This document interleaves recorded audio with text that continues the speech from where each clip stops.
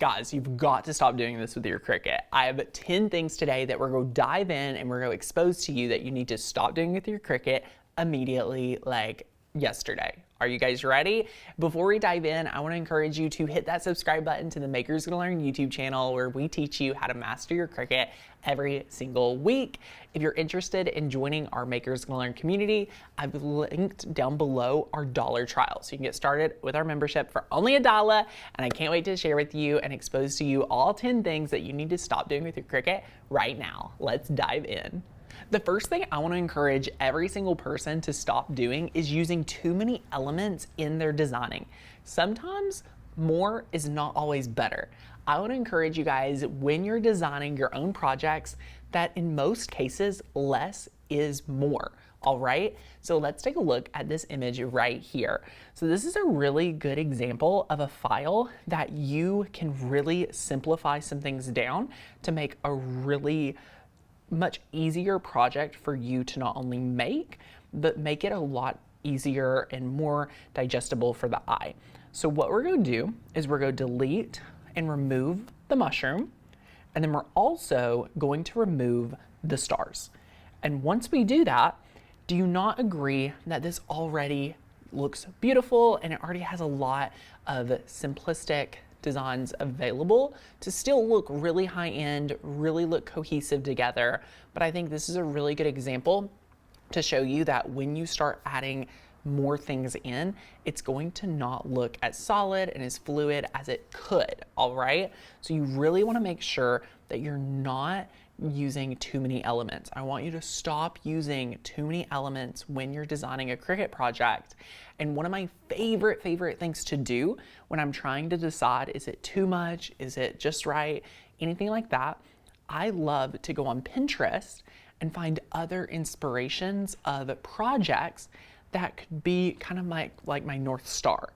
It will guide me to be like, okay, I need this element and this element here, and that can be inspiration of just how I set up my projects.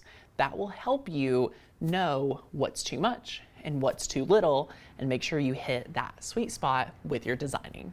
Y'all, you've got to stop designing with too many scripts. Time and time again, I'll see people posting projects in the Makers Gonna Learn Facebook group or just in social media in general, and they're designing with too many scripts. What I want to share with you is what you need to do about it. What you need to do is you need to learn how to mix a basic font with a script font. I refer to it as a basic font, but what it really is a serif font. So you need to start learning how to pair serif fonts with script fonts. So I want to encourage you to go over to the Makers Gonna Learn website, and I want you to go to our font area. And you'll notice we have a basic font area and we have a script font area. You need to start deciding and looking about the relationship and the font pairings of a really good basic font and a really good script font. Now, Sadie on our team has been working on coming up with a resource where there's going to be over 100 font pairings available for you. So stay tuned if you're a Makers Gonna Learn member to see that update coming. It's going to be available very soon. So here's what I want you to do. I want you to first just go through all of our basic fonts, pick out some, heart your favorites, and then start looking at how pairing a basic font would work with a script font. And then I'm going to share with you how this will work together. So just scroll through, you can see this is a lot of script fonts, and this is really good just to have a good variety of your favorites in both categories so that you can pair them when it's appropriate. So back over to Design Space, you can see we're working with two different fonts, but they're both script. This is just too much script in one project. Watch what happens when we turn the Ghana right here from a awesome script font to a basic font. So we're going to use the font Twirls and Swirls. Look right here. It just breaks it up. You can move it around a little if you would like.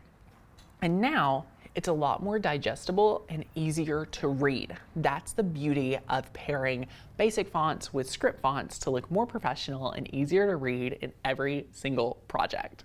Stop trying to weed all of your mandalas go ahead, grab some heat transfer vinyl and do this hack.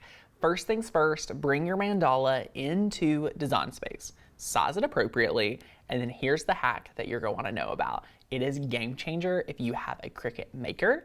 So you want to go ahead and click Make It.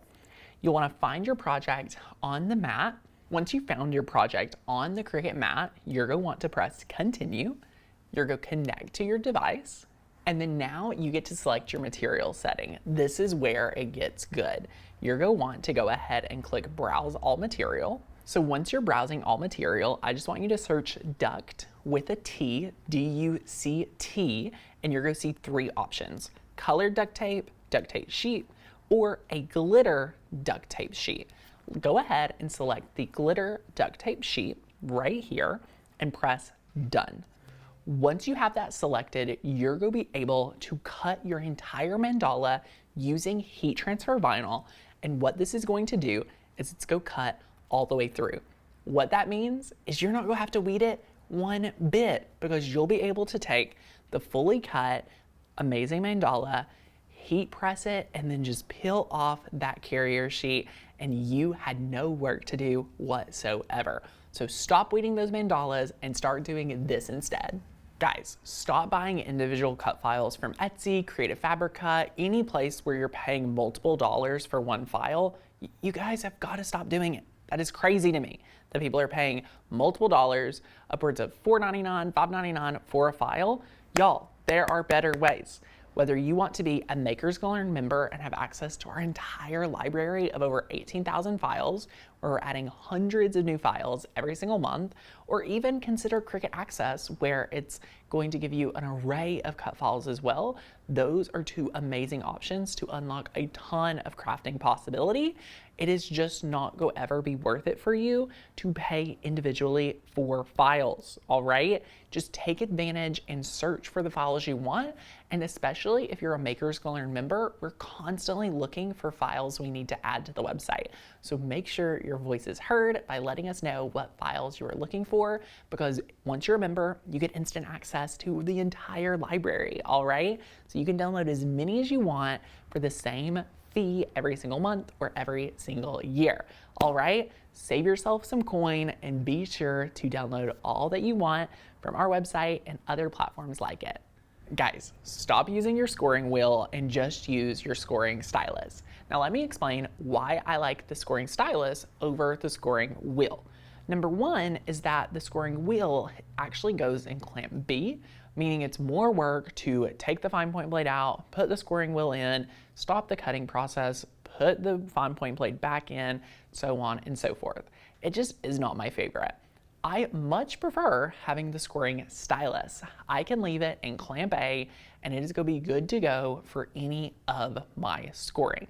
I've never had a problem using the scoring stylus. It's also more affordable compared to the scoring wheel. Now, the only time that I think you should have the scoring wheel and be using it a lot is when you're needing to use the double scoring wheel on very, very thick material, but that is in very far and few cases. For most of my Cricut projects that I have done over the past 6 to 7 years, I have been able to successfully use the scoring stylus with ease. It's been able to be super, super faithful to me in all of my Cricut projects. So save yourself the coin of getting the wheel, save yourself the stress of putting it in and out, and just grab your scoring stylus the next time you're shopping for which one to grab. Guys, stop burnishing your specialty vinyl with just a burnishing tool. You are going to scratch your holographic, you're going to scratch your specialty material. Do this instead. Grab a piece of felt, wrap it up, and then as you're needing to burnish, you're going to be able to protect the vinyl with that piece of felt. It's no longer going to scratch your specialty material, and it's a super quick fix for less than 25 cents. You can grab a piece of felt, wrap up your burnishing tool, and you'll see it will be good to go to continue burnishing down for the best success with your Cricut projects.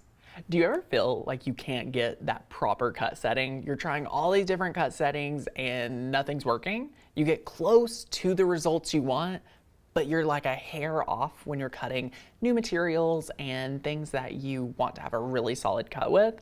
What if I told you you didn't have to worry about trying to go through a ton of different settings and you could customize and make your own? Let me share with you exactly how to do it. You're gonna wanna press the Make It button, you're gonna wanna go to your material setting, and then as you're browsing all material, come down here and look at the bottom left-hand corner. It says Material Setting. Select that, and what you're going to now be able to see is every single cut setting for every single material that Cricut makes available. Cut pressure, how many cuts it does, and what blade they're using.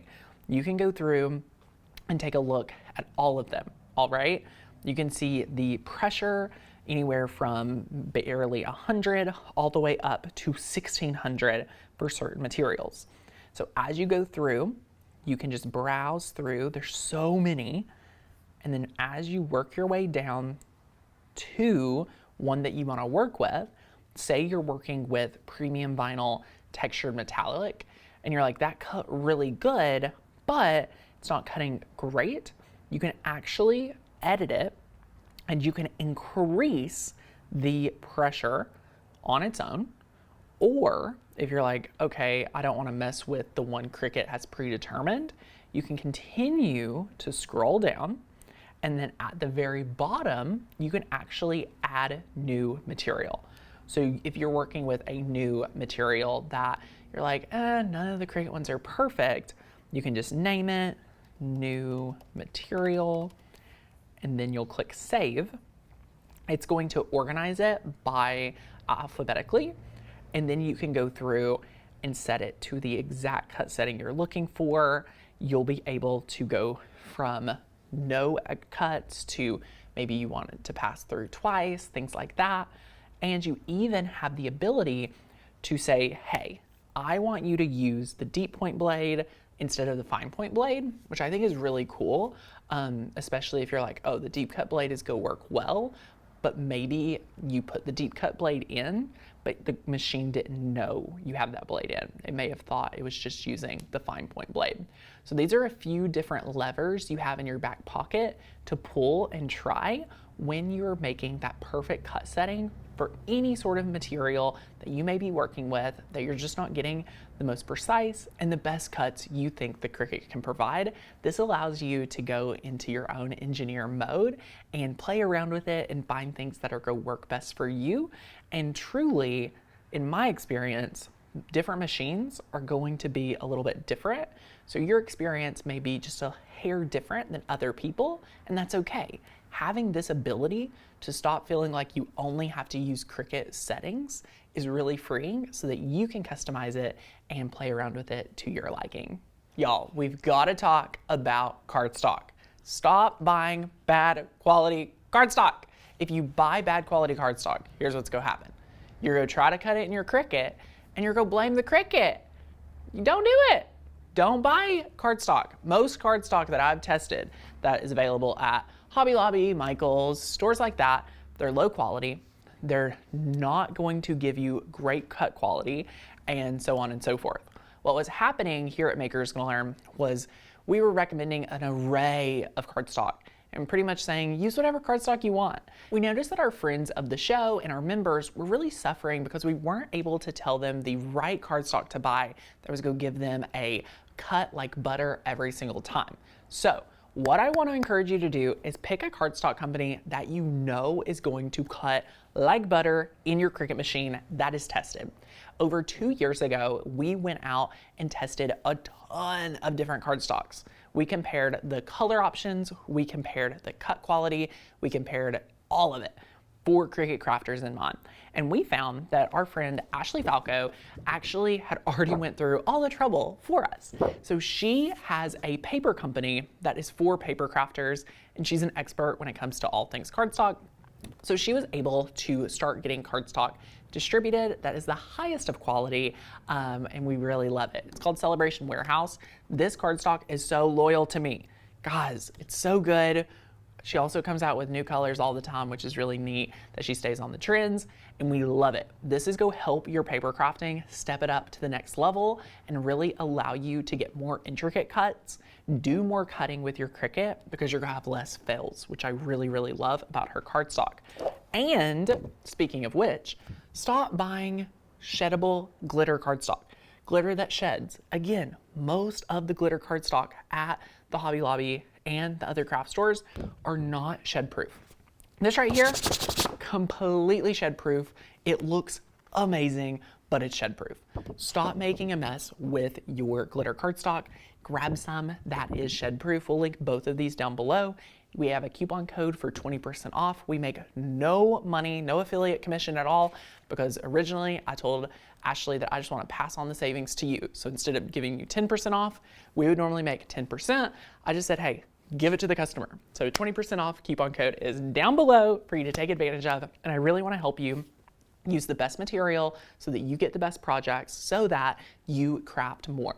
That's what we're about here at Makers Gonna Learn. So if you also are considering a membership, I would love for you to learn everything I know about the Cricut machine. And if you love our YouTube videos, you'll absolutely love our membership. You can get started for $1 right down below, a 7-day trial. All right, click that first link down below, get started with your Makers Gonna Learn $1 trial membership. It will be amazing. You get access to the classes, 20 download credits of fonts or cut files, and so much more. All right. I cannot wait to see you stop doing these different types of myths and hacks that you need to stop doing and do the ones we've shared in the video instead. So be sure to leave me a comment. Let me know what you think about it. I want to know which one is your favorite. And if you're looking for another video to watch, I think you should check out this one. See you guys. Bye.